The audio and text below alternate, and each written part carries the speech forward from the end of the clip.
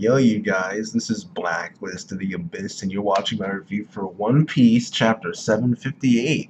Alright, now if you guys are new to my channel, you might realize that I don't review One Piece. However, if you think I don't review One Piece, that belief would actually be incorrect, because I do review One Piece. I just only review One Piece when I think a chapter is good or better. In other words, an 8 out of 10 or higher. And the reason I have not reviewed One Piece in months is because it has been months since I believe a chapter of One Piece has been good or better. Alright, there was one chapter where I thought it was a 7.5 out of 10, and I thought about reviewing it, but at the end of the day, a 7.5 out of 10 is not an 8 out of 10 or higher, so I just said screw it.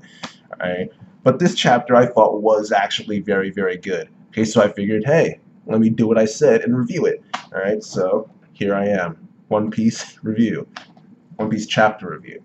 Alright, now, alright, first thing I want to talk about is Law. Alright, because this dude, he got away from Diamante, him and Luffy, they got away from Diamante, and, because Diamante is going to go and fight Kairos, but he tried to keep Law and Luffy from leaving, okay, and Law leaves with Luffy in a room, shambles, so now they're gone, alright. Law also performed surgery on himself, though. He performs an operation on himself to take out the bullets that were lodged inside him from when Doflamingo shot him. And Law makes a point of saying that the bullets were lead. Alright, so maybe his concern over the lead bullets was simple, because lead isn't exactly the safest metal in existence. It's not exactly something you want in your system. Alright. But I don't want to believe that it's something as simple as that. So maybe it's probably something deeper. Like there's some specific reason why Law is mad that Doflamingo used lead bullets.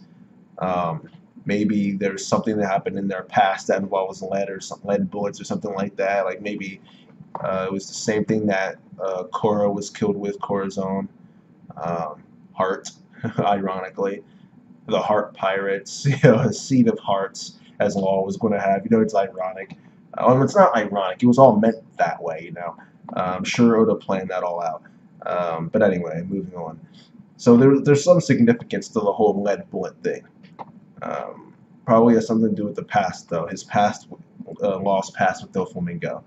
But anyway, moving on. We get Usopp, okay? Now this dude Usopp. I am not the biggest Usopp fan, okay? I just do not care about the guy much, if at all, okay? I know a lot of people fanboy over him. I personally don't care, alright? However, I loved Usopp in this chapter, alright? Usopp hasn't gotten this much character development in a long time, if ever. This was a lot of character development for Usopp. It really was. He realized how painful it was to realize after the fact that he had forgotten about someone who he considers to be a close friend. Okay, and he did not want to feel that way ever again, especially with someone like Luffy, because Luffy is the reason he even went on this journey in the first place. So he says, I don't care what happens to me, I'm going to make sure that this girl Sugar, this woman Sugar, because she's old, I'm going to make sure that this woman Sugar does not get to him and does not erase his existence from my memory and everyone else's, okay? And he lived up to that because these guys are coming after him. All these people want to get that bounty on God Usopp, okay? And even with all these guys clawing at him, he takes the information that Violet gives him, he calculates it all in his head like accelerator or something like that, and he shoots at the perfect angle and takes out Sugar. And the best part about it, there were multiple good parts about this, actually. One was the fact that Usopp seemingly activated Color of Observation Haki, alright, which would be very helpful for a sniper. I mean, that's actually very, very good for his character, actually, because that's very helpful for it really is very helpful for a sniper, alright? And that's a pretty good power-up for him, And that's great, Like, I know some people don't like the way, I know I have seen some people who just didn't like it, the fact that Usopp got Color of Observation Haki here, but personally I did. Dude, I swear, if Robin doesn't have hockey, I'm gonna be mad. Like, seriously, this woman is freaking twice the age of everyone else. Not twice the age, but pretty close to it. Twice the age of everyone else on the crew. She's so much more experienced than them. She mastered her devil fruit over the time skip. She trained with freaking Monkey D. Dragon and the Revolutionaries, Sabo, all these dudes. And she doesn't have hockey. I'm sorry. If Robin doesn't have hockey, I'm calling BS on that, okay? Maybe it's because I'm biased, because Robin's my favorite character in the series, and one of my favorite female characters of all manga and anime, so maybe I'm biased, but dude, I'm calling BS on that if she doesn't know hockey, alright? I'm just saying. Luffy said back in like Punk Hazard or Fishman Island or somewhere that the only members of the crew who had hockey were him, Zoro, and Sanji. Alright, but maybe it's just that she didn't tell him, which wouldn't make any sense. Why not say it? But like, still, I don't know. I don't know. I just think it's ridiculous for her to not have hockey at this point after all the stuff she's done and all the training she's went through with the people she's met. I just think that's ridiculous. But whatever. Again, maybe I'm biased, but I think it's perfectly logical for Robin to have hockey, and I think it's illogical for her to not have it. Freaking Kobe has hockey, and you're telling me Nico Robin doesn't? What's more traumatic than the stuff at O'Hara? Like, this scrap the Kobe, but never mind. I'm about to go on a whole different topic. Let me stop. Yes, so back to what I was talking about before. Usopp has come of observation hockey, and I like it. All right, but what I liked even more than that is what Usopp said at the end after he fired the shot and he got pinned down to the ground by these dudes. He said, he didn't care about getting credit for it, which is big for someone like Usopp, who has a history of lying just to make himself look cool. That's pretty big for Usopp to say, I don't care if you figure out that it's me. I don't care if I get acknowledgement. Just the thought of knowing that you're going to be okay and I won't forget about you. That's all I need. You don't need to question it. You don't need to find out that it was me. I just want you to continue forward and succeed in what you're doing. I thought that was excellent. I thought that was great. All right, to me that was the shining moment in the whole chapter. Usopp saying that, because that is true character development for him. This dude who we met him and he's talking about how he has a crew of 1,000 men and all this crap. Like this dude, this dude Usopp is great. He's finally grown. Like I did not like Usopp earlier in this arc. Well, it wasn't that long ago, but earlier in the arc when he ran away from freaking Treble and them, I did not like that at all. I'm still pissed off about that. That was awful. That was awful. All right, but here he actually did show some character development. Not in the same area, because back then that was the whole courage department, but this wasn't the courage department. This was just like the skill and loyalty department, and like just the lying and stuff like that. That's a different part of his character being developed here. So it's not like it negates what happened before, but this is still good for him, right? So I thought this was great. I thought this part of the chapter was great. All right, and the chapter ends with Luffy and Law finally getting to Doflamingo and Treble and Bellamy, because Bellamy's just knocked out unconscious at Doflamingo's feet, which was actually pretty funny, to be honest. This dude Bellamy, oh man, this dude's like the Chad of One Piece. He just loves the ground. I swear, man, dude.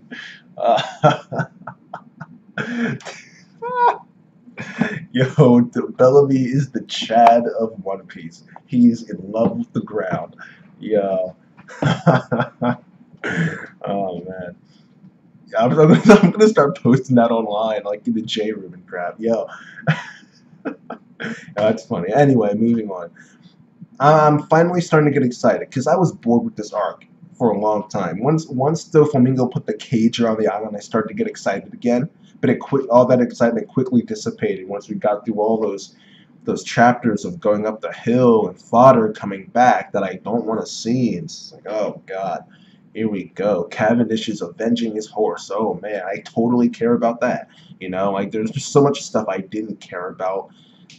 Which some people loved it. I mean, so good for you. I mean, that's great. Manga is there for us to enjoy. If you enjoyed it, then that's great. But personally, I didn't. So, and I was bored. And there was nothing going on that I could say was inherently good. There was nothing going on that I could say was objectively good, because at the end of the day, they were going up a hill, and that's it, you know. Like, it was basic stuff, you know. So if you enjoyed it, then that's great. But I just didn't. So that's, you know, what am I gonna do? But I'm finally starting to get excited again. Hopefully this feeling sticks for the rest of the arc, because I desperately want Oda to have a good arc. Because in my opinion, there hasn't been a good arc ever since the time skip. There just hasn't. But again, that's a totally different issue for a totally different video. Okay, I don't even want to get into that right now. All right. I just hope, I'm hoping that it continues with this momentum and it just ends the arc on a high note. I'm hoping this is a 2-on-2 fight between Treble and Doflamingo and Law and One Piece. Wow, Law and Luffy. I don't want this to separate into one-on-one fights. I really don't, because both of them have a reason to fight Doflamingo. All right, and Law has a bigger reason than Luffy. But since Luffy's the main character, he's going to be the one who ends up fighting Doflamingo if it turns into a one-on-one fight. So that's why I don't want that. I want it to stay 2-on-2. All right. So hopefully it does. I really don't care for Bellamy, so hopefully he just stays there on the ground. Alright. But he probably won't. He'll probably wake up and try and do something. Oh man, he might even have a big role in this, which scares me because I just don't care about Bellamy at all. But whatever.